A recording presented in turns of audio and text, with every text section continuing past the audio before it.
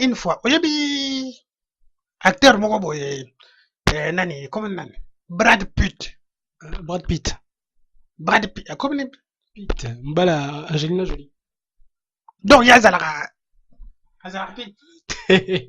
Comment on a mboka Pitt? Ya Pitt, Pitt hein? Oyo kozo kamisa ngaye. Bon bref. Bon, siko ba komba ndengwana. Bon bref. Alika na émission moko boya na poto na France. Ba poser question na français s'il vous plaît. Azozo sala monoko nini? Azong ça en anglais. Na anglais zani. Ya monoko mboka ni. Eza monoko mboka na bango. Ozo comprendre? Mais biso sikoyo moto soki ayebolo ba français te tolobi katanga te. Est-ce que Brad Pitt atanga te?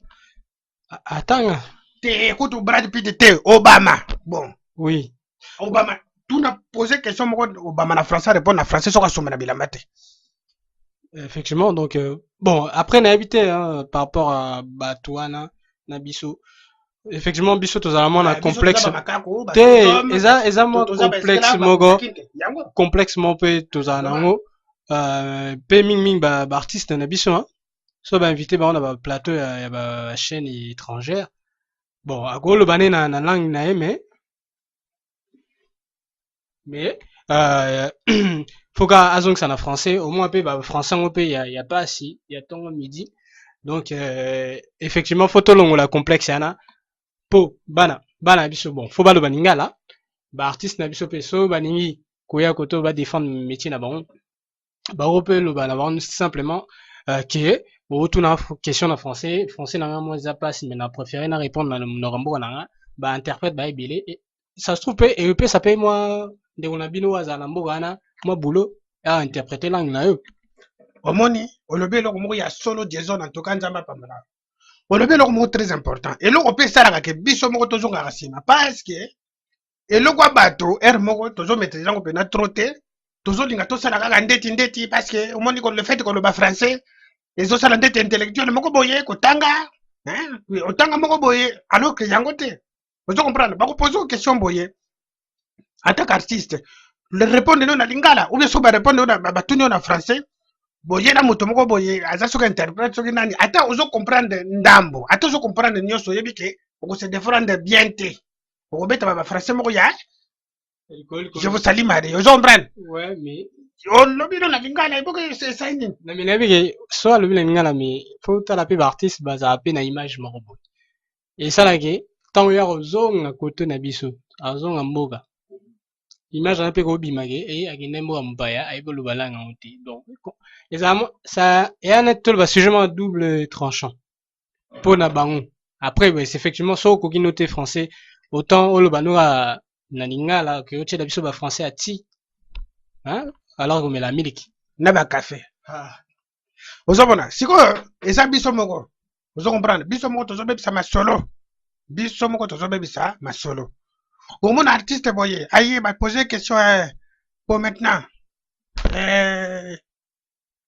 maintenant sikoyo vous étiez parti en tournée bon c'était bien bon c'était quoi vous comprendre oh oui j'étais parti j'avais tourné et puis il a perdu de son père quand moi j'étais parti oh il a dit que oh moi j'ai oh c'est pas moi pourquoi toi oh, moi j'étais parti oh bato ba comprendre bien te ba comprendre album no bien te makambo lobi ba comprendre bien te moye olati bilamba on dirait Angelo Nzambe ozongelo on dirait yango te yango na trop te bon na kachote noko shrik ndundu bon na monke to comme moi ko bima na sujet na biso donc eux arrivent vraiment liboso ils arrivent pour na bana koto donc to côté de l'artiste na ebite pour nini tam so pour yomo pour artiste yango no côté na mais tous on a koto parce que le sujet na biso ezalaki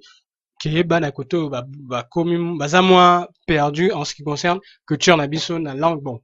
effectivement to lobili makama langue mais les amis mingi pour na bana bon to bano lo baki et mingi na foyer na bango donc na ndaku papa na maman faut ba pesa ba tika bana bango to ba encourager bana bango ba lo bana lingala pour eza langue na bango entre autres ensuite après maintenant soki tokoki ko dévier nango à part ça il y a elo suspect to remarqué côté biloko olia biloko olia bana biso pe ba komo qui parle vraiment mingi te ba préféré na bango kolia ba pâte ba frites ba McDo ba kebab ba shawarma comme baloba kuna na kini donc balinga vraiment mingi biloko na biso te donc eza pe wana pe eza identité na biso donc biloko olia donc chaque pays nyonso tu ezalaka na plan nango on comprendre so net oke Belgique bango bayebi ke plat ya Belgique ezala ba frite na ba moule so oke ozongi kote na France bayebi plat nango ezalaka cassoulet so oke Espagne bayebi ke plat na bango ezalaka paella bongo so oke Italie pizza donc pays nyonso eza na plat nango donc faut pas tozala na complexe moko ya boya kolia biloko na biso surtout bana kote oyo pondu madesu fufu biloko na biso bafumbwa eza ya bino donc faut pas boyaka yango yo sikoyo olobi nini mpona ce qui concerne bafumbwa bafufu donc bana kote balia yango mingi te baliaka basteak na bapate bafrite omoni nasepeli mingi Jason Paluku mpo aza chroniqueur okau aza na BTS entre autres aza na BTS atanga na niveau moko donc soki tobandi toloba français awa je vous assure que français ekobetama na nango na ndenge pepele bozo comprendre mais sikoyo azozwa basujet moko très important très capitaux bozo comprendre na sens que faut tocomprendre yango mpo edike biso mwa ndambo biloko akolia ngai nakenda na ndako moko boye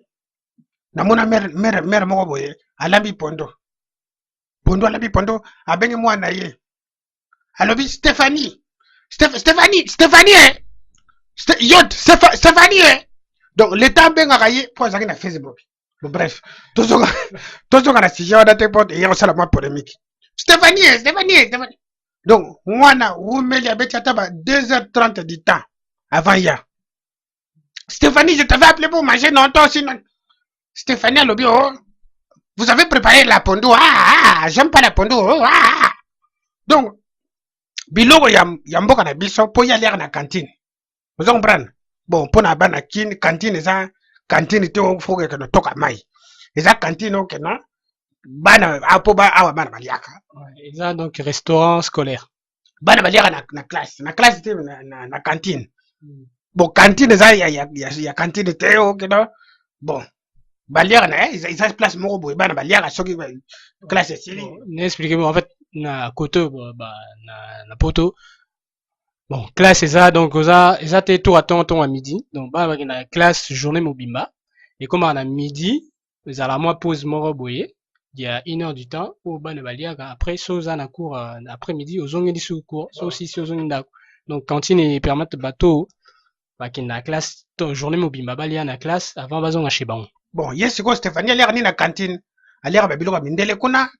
donc motema na ye na nzoto na ye mesana na babiloko ya mindele ozo comprendre mais sikoyo biloko ya mboka na biso oyo eza bio ozo comprendre oyo eza bio mpo soki otali bien na mikili awa na kritike nanga moto te na kritike mboka moto te nalobi nanga eloko te nazopesa point de vue nanga na mikili awa basalaka biloko industriel elingi oloba ke na quantité moko ya ebele ozo comprendre donc baza na tante ya kobokola soso moko abwaki mpe liaki ndenge ezalaka na kini ozo comprendre fo bakolise mbango ozo comprendre babiloko na bango fo basala yango mbango fo bazwa baproduit moko chimique oyo batangango na classe oke nzambe asala te atinda bango te baye babakisi yango na babiloko misusu ale mbala moko ale babando teka yango yango bamaladi misusu ezobima donc epai na biso ezalaka te biloko wana me nalobi yo somona koko moko boye na kini o abeli vache folle te me nanga loba na sens ke kwanga yo ebele oyo batiaka na kati kwanga batiaka kaka kwanga tokotela makambo kwanga te mpo eza mwa chimique un peu kwanga eza chimique te s'il vous plaît ndenge nini moto abuleka azala kwanga baingénieur na biso te ingénieur me nalobi baingénieur na biso moto babula kwanga yo kanisi mpona kosala kwanga yo yebi bacalcule nini baingénieur na biso basala mpona kosala kwanga keno babesi bacalcule donc na bacalcule wana donc il faut ingrédient plus na ingrédient boye basangisi baingrédient na esali neti mais différence entre baingrédient kwanga na baingrédient bon na kopesa juste exemple ba ingrédient na biso eza bio na kopesa exemple tozwa ndeti bana Stéphanie wana nazoli biso nga natali ye nalobi mais Stéphanie pourquoi maman il a appelé pour manger le pondo non pourquoi toi vraiment wana nazoloba ngo nazobola bapondo bafufu wana nazobeta bafufu na pondo si on a dit ah mais wana nazolia ouais mais pourquoi tu n'aimes pas les foufous non les foufous c'est bon non avec les pondo il a dit oh non moi je mange des poissons panés les poissons panés donc petit wana ndenge azalaki wana yakanisi ke donc nana mona mbisi donc nana mona mbisi te donc ye bona ye na océan ndenge bambisi batambolaka akasabaka kare ndenge wana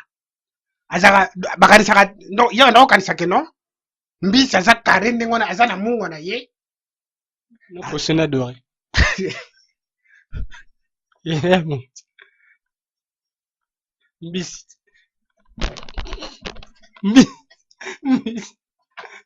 ya mbisi biso bale ao mingi na cantine yango wana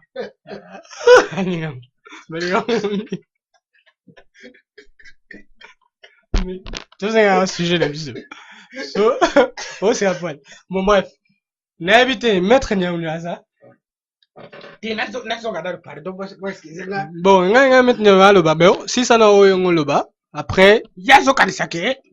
mbisi aza kaka kare ndenge wana aza na mungu na ye miso eza te lopele eza te kaka ndenge wana babiloko misusu tokomolia na poto ezalaka te mboloko omona mboloko aza na carte vitale na ye bapesa ye mpe kombo Julien ozo comprendre mais sikoyo azwaka batonga na ye amelaka badoliprane na ye bato moko boye bakendaka bakontrololaka ye soki makilani eza bien jour wana alors ke nzamba bato asala banyama bato atinda moto teke non akotubaka banyama bato batonga ozo comprendre donc ocomprendre ke biloko ya kolia surtout na bamikili awa faut vraiment kofaire attention parce que omoni bango moko bakomozonga na biloko ya bio awa lelo ke non vandi kaka boke na Carrefour ke somba biloko bio faut quand même moi likonda ozo comprendre pourquoi po bamoni ke biloko ya bio eza plus nécessaire eza très important pour la santé na kosi te ya solo c'est effectivement que tokomi mwa koto na poto donc bato nyonso tu enfin bamindele bapréféré kozongela biloko ya bio pour la santé biloko ya bio pour la santé mais biloko ya bio biso tobandango kala ti lelo tozalaka nango mais soki obana biso bazomona ngo ndeti kaka ndeti alors que ezosala eza bon nayebi te yango moto ezosala ke toza na santé kitoko ozokomprendre bamaladi mosusu ezobima oh la vache folle oh la grippe aviaire oh la grève HNHNHN maladi moko ebimaka soki ya bandeke soki ya banani ozo comprendre nayebi te moto olamuka kaka wa ali atondi o ake pêche alors que biso toyebi ke bapêcheur bakendaka kopêche mpona bakanga bambisi ya nango na ndako mpo bato balia mais biso apêche ekomi sport ekomi ndeti loisir mo donc moto atondi libumu ezwi monene ake pêche mpona kaka akanga nde bambisi ale ntango akangi mbisi yango mpe omoni ale mbisi azongisi na mai akangi ye nano photo alobi oh il est beau yo somona mbisi abo bambisi mosusu mpe baza mwa stema te akangi mbisi non il est beau oh il est mignon akangi bafoto mbisi bato koto le temps comprendre koto place awutele po mbisi normalement yebi ke soki moto ambiti ye apo alia mafuta ocomprendre akomi malewa